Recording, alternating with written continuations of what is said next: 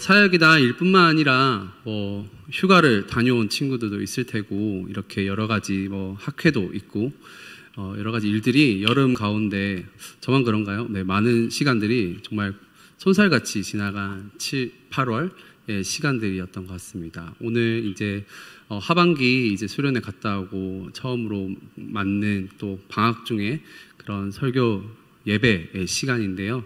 오늘 이 시간 하나님의 뜻을 발견하고 우리 가운데 하나님의 은혜를 경험하는 귀한 예배의 시간, 설교 시간 되었으면 좋겠습니다. 오늘 말씀의 제목을 주보 가운데도 있지만 청년의 눈을 여심해라고 이렇게 정했어요. 오늘 책 하나를 추천하면서 설교를 시작하도록 하겠습니다. 밀리의 서적 어플 아시나요? 그 온라인 책을 보는 그 어플도 있는데 거기에도 있는 책입니다. 신앙서적은 아니고요, 에세이인데요. 제목이 우리는 낮에도 별을 본다라는 책이에요. 우리는 낮에도 별을 본다. 이 책은 아무런 꿈과 소망이 없던 엄마와 딸이 함께 꿈을 이루어가며 교육자 엄마가 되고 예술가의 꿈을 이룬 딸에 관한 서로의 인생의 그 여정들을 같이 이루어 나가는 경험담을 적은 책입니다. 꿈이 없었던 엄마와 꿈을 꾸었던 딸이 함께 꿈을 위해 도전해 가고 함께 격려하며 인생을 어떻게 살아갈지에 대한 경험담을 엄마의 글로써, 딸의 글로써 참 문체가 참 이쁘더라고요. 그 책에서 한 문장을 읽어드리면 이런 문장이 있습니다. 세상에 그 누구도 단 한 가지는 하고 싶고 되고 싶은 일이 있다라고 적혀져 있어요. 다시 한번 읽어드릴게요. 세상에 그 누구도 단 한 가지는 하고 싶고 되고 싶은 일이 있다. 이렇게 적혀져 있습니다. 지금 곰곰이 생각해 보시면 좋을 것 같아요. 여러분은 지금 단 한 가지만 하고 싶다면 무엇을 하고 싶고 무엇이 되고 싶으신가요? 그 물음을 저에게 물어보신다면 저는 아무도 없는 곳에서 24시간 동안 자고 싶습니다. 네. 그렇죠. 네. 청년회 때 여러분의 삶의 고민은 대부분 이 질문으로 수렴되지 않을까라는 생각이 들었어요. 이 책의 마지막은 엄마가 이제 딸에게, 그리고 딸이 엄마에게 서로 적은 두 개의 편지로 마무리됩니다. 먼저 딸을 응원하는 엄마의 편지, 그 엄마가 딸에게 쓴 편지의 내용을 읽어드리도록 할게요. 진주 안에 핵이 존재하는 것처럼 너라는 존재의 가치를 담으렴. 프리즘을 통해서 보이는 다양한 색깔의 본질은 백색광인 것처럼 작품의 가치는 너의 본질을 통해서 존재한단다. 큰 따옴표를 인용한 부분 지금 읽어드리겠습니다. 미술이라는 것은 사실상 존재하지 않는다. 다만 미술가들이 있을 뿐이다. 곰브리치의 서양 미술사 서곡 1000마디이다. 중략하고요. 너와 나, 예술가나 교육자, 서로의 길은 다르지만 우리 모두에게 가장 중요한 것은 사랑의 기술이 아닐까 싶다. 에리 프롬이 말한 것처럼 사랑이란 감정이 아니라 참여하는 활동이다. 너 자신을, 내가 하는 예술 작품을, 너의 작품을 좋아하든 좋아하지 않든 너의 작품을 이해하려 하는 모든 사람을 사랑해라 라고 이제 엄마가 딸을 격려하면서, 딸을 이제 응원하면서 적은 글입니다.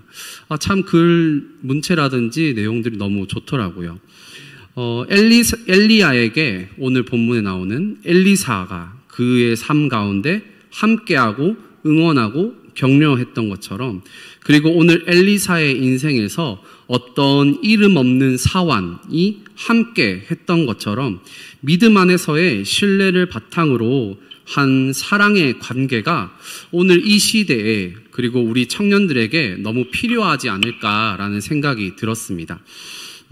처음 제가 말씀드렸던 것처럼 7, 8월이 정말 쏜살같이 지나갔는데요. 소년부 여름성경학교, 베트남 단기선교, 진도 리얼로드 수련회까지 너무 힘들었는데 너무 좋았어 라고도 고백할 수도 있고, 너무 좋았었는데 힘들었어 라고도 얘기할 수도 있을 것 같습니다. 많은 일들이 필름처럼 지나갔었는데요. 함께 같은 곳을 보고 경험하고 느낀다는 것의 소중함을 다시 알게 되었습니다. 인생에 살아간다는 것은 결국 함께 무엇을 보느냐라는 것인 것 같아요.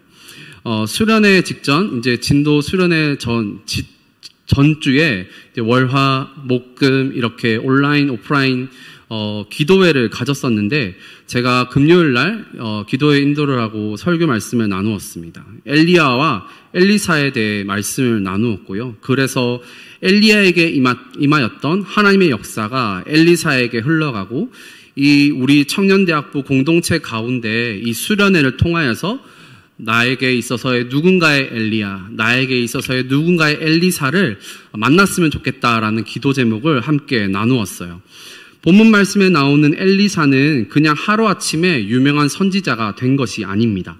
엘리사에게는 신앙의 멘토, 신앙의 동반자라고 할 수 있는 엘리야 선생님이 있었습니다. 단지 코드가 맞고 성격이 맞아서 나랑 잘 맞는 사람을 만난 것이 아닙니다. 성경의 표현 중에 이스라엘의 병거와 마병이여라는 표현이 성경에서 딱 2번 등장하는데 열왕기하 2장에서 마지막으로 이제 엘리야가 하늘로 승천할 때 자신의 사명을 마치고 하늘로 승천할 때 엘리사가 슬퍼하며 이렇게 선포합니다. 이스라엘의 병거와 마병이여라고 엘리사가 엘리야를 보며 외칩니다. 그 말인즉슨 이스라엘의 최종 병기라는 뜻이고요. 두 번째로 엘리사가 죽을 때 이제 오늘 본문 말씀을 지나쳐서 엘리사가 자신의 소명과 사명을 다하고 난 뒤 열왕기하 13장 14절에 이스라엘의 왕이 이제 이렇게 고백합니다. 엘리사가 죽을 병이 들매 이스라엘 왕 요아스가 그에게로 내려와 자기 얼굴에 눈물을 흘리며 이르되 내 아버지여 내 아버지여 이스라엘의 병거와 마병이여 라고 똑같은 선포를 똑같은 칭호를 엘리야도 듣고 엘리야를 이어서 엘리사도 듣게 되는 것이죠. 이처럼 엘리야와 엘리사는 같은 영적인 흐름을 가진 사람이었습니다. 이 병거와 마병을 가지고 있었기에 오늘 본문 말씀 17절 후반절에 보시면 불말과 불병거가 산에 가득하여 엘리사와 함께 있었던 것입니다.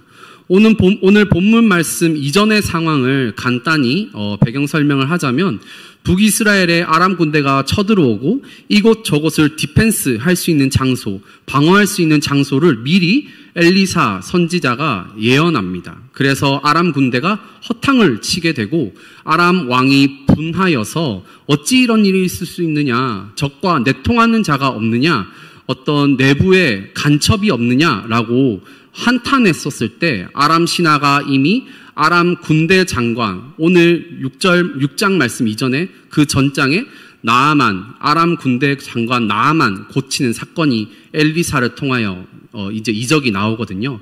그 고침으로 벌써 아람 나라에서 엘리사는 유명 인사였습니다. 이 유명 인사가 된 엘리사 때문에 우리의 군대가 지금 이 허탕을 계속 치고 있다라고 왕에게 보고한 것이죠.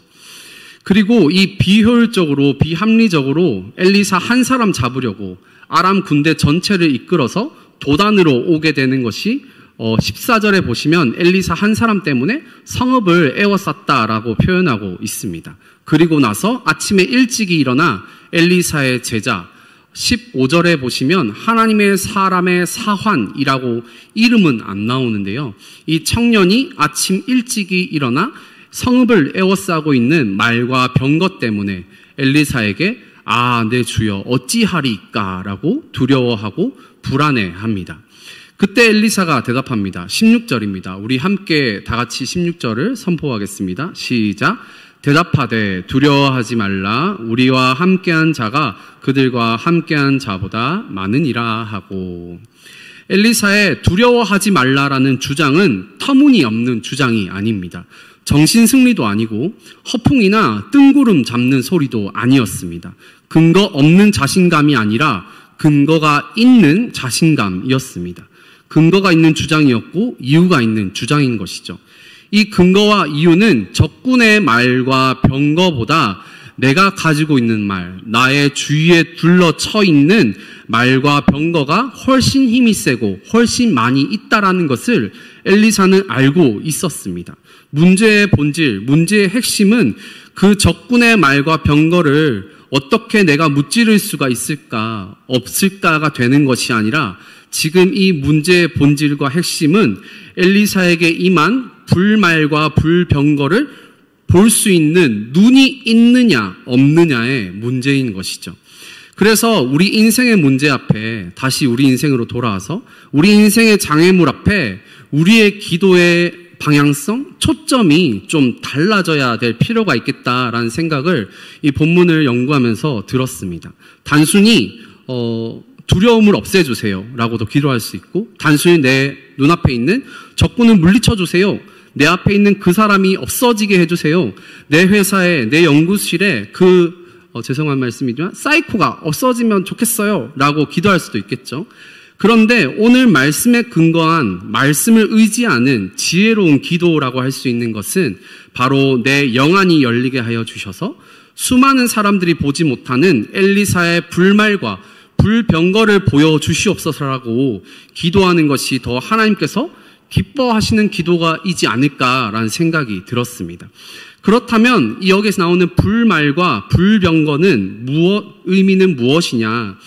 엘리사를 보호하는 하나님의 능력, 엘리사를 보호하는 하나님의 현현, 하나님의 임재라고도 볼 수 있습니다. 그래서 나에게만 맞춰진 초점과 시점이 아니라 엘리사가 보여주는 기도의 모습처럼 17절에 보시면 엘리사의 간구하는 장면이 나오는데요. 여호와여, 원하건대 그의 눈을 열어서 보게 하옵소서라고 지금 엘리사가 기도하고 있습니다. 엘리사가 이름 없는 사환, 그 청년을 위하여 기도하고 있는 것이죠. 주인이 종을 위하여 기도하고 있습니다. 어떻게 이렇게 기도할 수 있을까요? 단순히 내 제자가 벌벌 떨고 있으니 두려움을 없애주세요 라고 기도한 것이 아니라 엘리사는 그 사환의 문제점을 정확히 파악하고 있었습니다. 아, 내 제자가 지금 영안이 닫혀 있구나. 그럼 그 눈을 열어 보이게 해야겠구나. 그래서 하나님께 기도한 것입니다. 그래서 이 기도의 말씀의 기도에 의지하여서 저도 여러분들을 위해 간구하고 기도하는 기도 제목이 나오는 것이죠. 단순히 감은 눈을 뜨게 해달라고 기도하는 것이 아니라 여러분의 인생의 문제와 장애물 앞에, 병 앞에, 질병 앞에 여러분들의 영안이 열림으로써 하나님의 임재, 하나님의 불발과 불병거의 능력을 볼 수 있게 해달라고, 우리 청년들이 이것을 볼 수 있게 해달라고 하는 기도 제목이 저에게 나온 것입니다.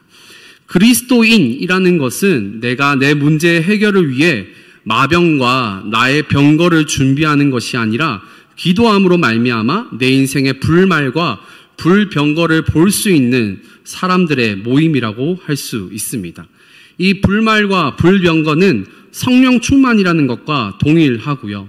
성령 충만이라는 것은 성령님이 함께 하시지 않는다면 내가 모든 것을 할 수 없다라는 뜻과 동시에 성령님이 나와 함께 하신다면 내가 할 수 있는 무엇이든지 다 할 수 있다라는 뜻입니다.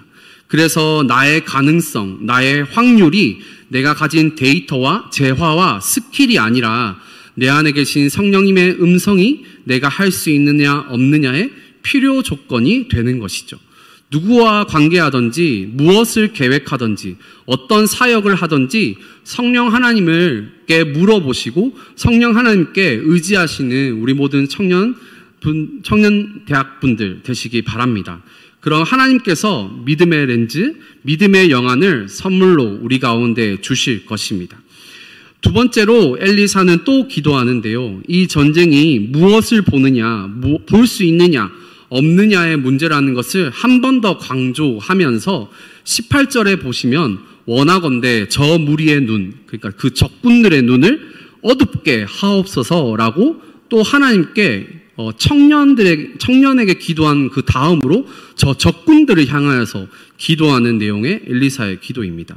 이 말인즉슨 엘리사의 기도를 통하여 문자적으로 1.0의 시야가 눈이 마이너스가 되었다, 아니면 눈이 멀어버리게 되었다라는 것이 아니라 영적으로 맹인이 됨으로 말미암아 군대 무리의 가운데 있는 질서, 이 통제가 허물어지게 되고 무질서와 통제 불능의 상태가 되었다라는 뜻입니다.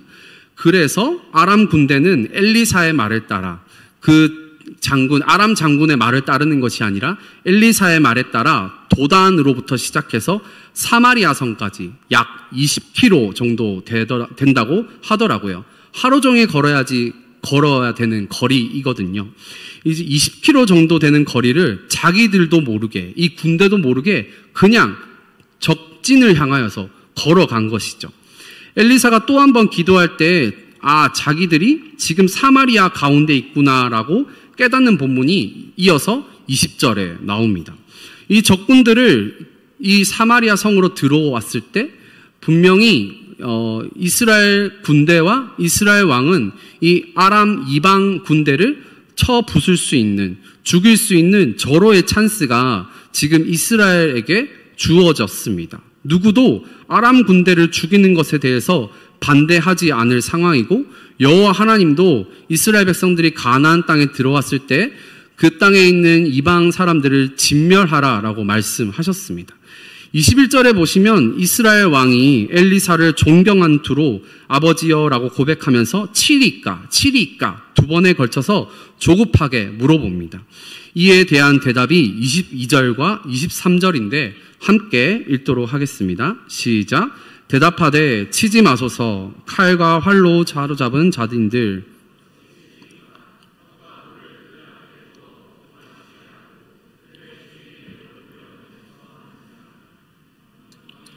음식을 많이 베풀고 그들이 먹고 마심에 놓아보내니 주인에게로 돌아가니라. 이로부터 아람 군사의 부대가 다시는 이스라엘 땅에 들어오지 못하니라. 아멘.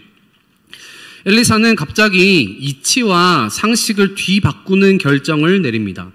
이방 나라 군대를 진멸시킬 수 있는 이 절호의 찬스에서 갑자기 떡과 물을 주게 하고 다시 자기들의 땅으로 가게 내버려 두는 것이죠. 더 나아가 적군을 향하여서 먹을 것을 주고 잔치를 베푸는 장면이 나옵니다. 누가복음 15장에 하나님 나라에 대한 비유가 3가지 등장하는데 이 3가지 비유에서 2가지 공통점이 나옵니다. 바로 셋 다 잃어버림으로 시작하는데 바로 잃어버린 드라크마 동전의 비유, 그리고 잃은 양의 비유, 마지막 3번째로 잃어버린 탕자 둘째 아들에 대한 비유입니다. 그리고 또 하나의 공통점이 있는데 바로 잃어버렸다가 다시 찾았을 때 잔치를 3번 다 벌입니다. 그 잔치가 그냥 가족 파티로 우리끼리 좋은 일이 생겼으니 먹고 마시자, 우리 가족만 먹자라는 개념이 아니라 잔치를 보시면, 본문을 보시면 동네 사람들을 모두 불러 모아 동네 잔치를 벌입니다. 그 사람 중에서 자기와 맞지 않는 사람도 있을 것이고 나와 다른 결을 가진 사람도 있을 것입니다. 그런데 한 사람도 예외 없이 이 잔치에 이 3가지 비유에서 동일한 잔치가 벌어지게 되는 것이죠. 이 잔치에서 지금 자본주의 시장 경제 체제 논리와는 다른 의문이 드는 포인트가 있는데 이 땅의 모든 사람과 자연 환경까지도 상품이 되어버린 이 시대에서 비추어 보아 상품의 가격이 책정되고 최고의 효율에 최대의 효과를 내야만 하는 이 시대의 관점에 비추어 보자면 낭비라고도 볼 수도 있고 비합리적이라도 볼 수 있는 장면이 3번 다 동시에 또 나옵니다. 예를 들어 잃은 드라크마 동전 하나 잃은 것은 지금 시점의 기준으로 하자면 하루 일당 그냥 한 번 돈을 잃어버린 것입니다.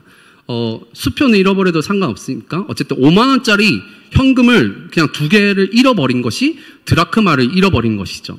10만 원을 하루 일당을 잃어버린 것인데 그 10만 원을 찾았다고 지금 수십만 원, 수백만 원을 동원하는 동네 잔치에 지금 쓴 것이죠. 잃은 양 한 마리 잃었다는 것도 똑같은 경제적인 가치로 환산할 수 있습니다. 몽골에서 파는 양 한 마리 가격이 약 10에서 15만 원 정도 된다고 하는데요.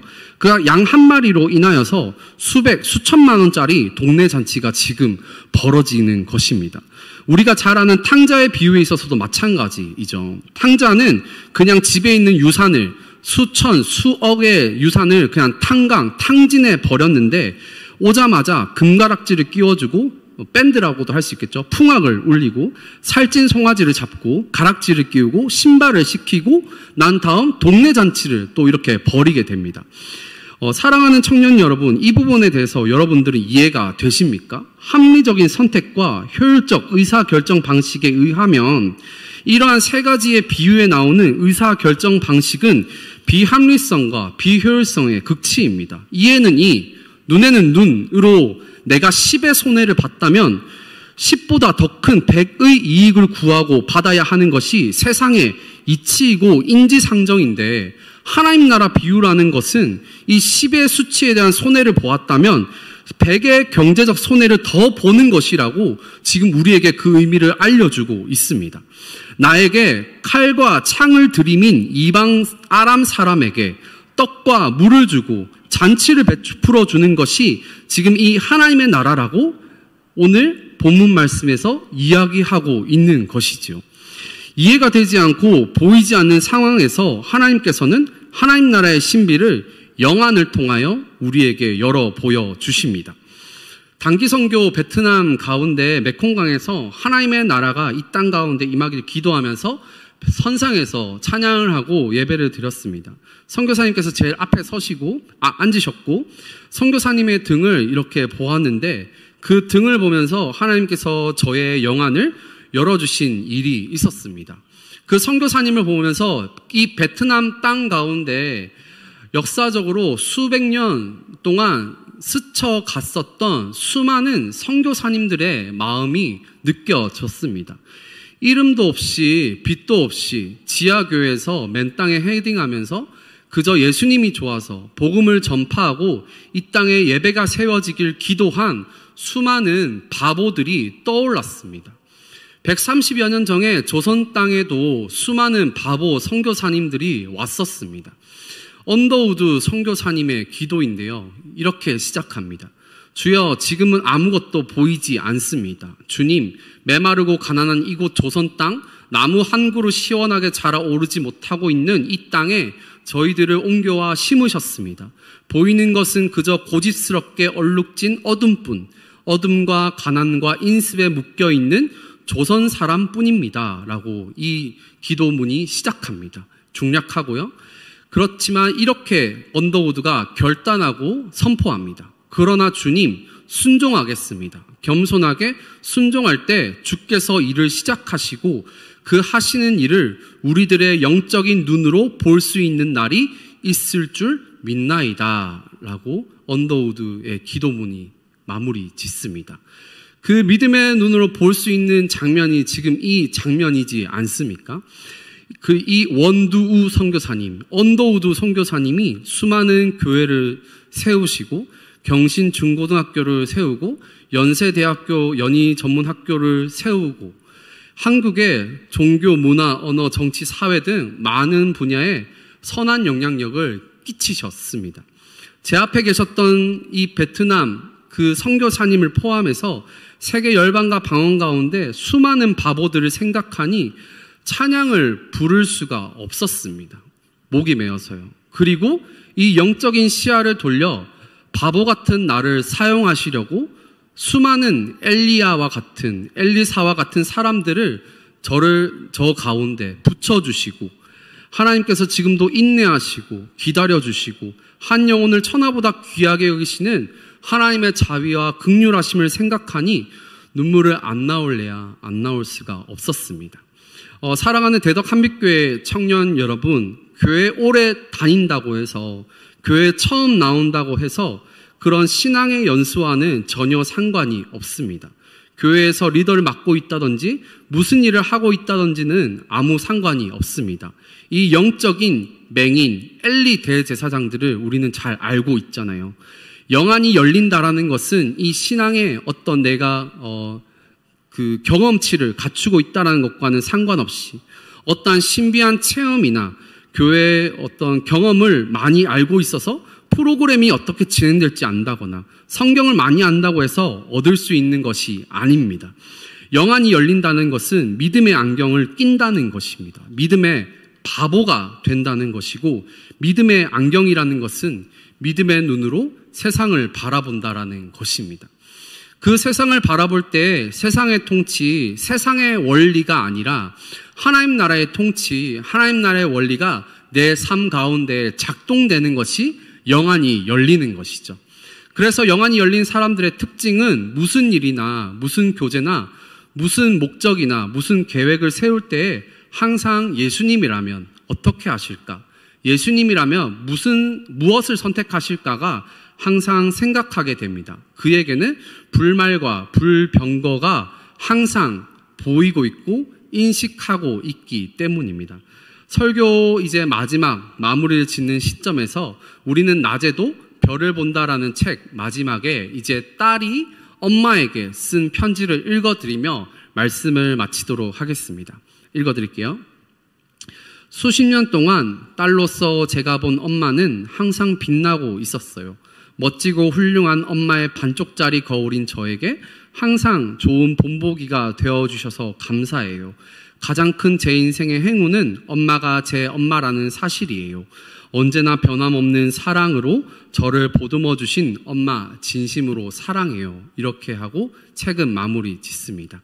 사람은 듣는 것으로 변하지 않습니다. 매일매일 집에서, 저의 집에서도 동일하게 제가, 저희 엄마가, 저희 아내가 이것 하지 마라, 저것 하지 마라 이야기해도 잔소리해도 제 두 아들은 절대 변하지 않습니다. 그런데 그 두 아들에게 제가 행동한 것, 저의 습관, 제가 보여준 것은 기막히게 따라하는 것을 볼 수가 있습니다. 이 인생은 보는 것의 싸움인 것 같습니다. 전쟁입니다. 오늘 이 시간 우리의 눈을 들어서 함께 하나님 말씀 들을 때, 함께 기도할 때 믿음의 주여 우리를 온전케 하신 이인 예수님을 바라보며 나아가시는 귀한 시간 되시기를 바랍니다. 예수님을 날마다 바라보시는, 그리고 오늘뿐만 아니라 날마다 예수님을 바라보시고 예수님이라면 어떻게 생각하실까, 예수님이라면 어떤 선택을 하실까를 날마다 삶 속에서 고민하시고 물으시는 우리 대덕 한빛교회 모든 청년대학부 지체 되시길 주님의 이름으로 축원합니다.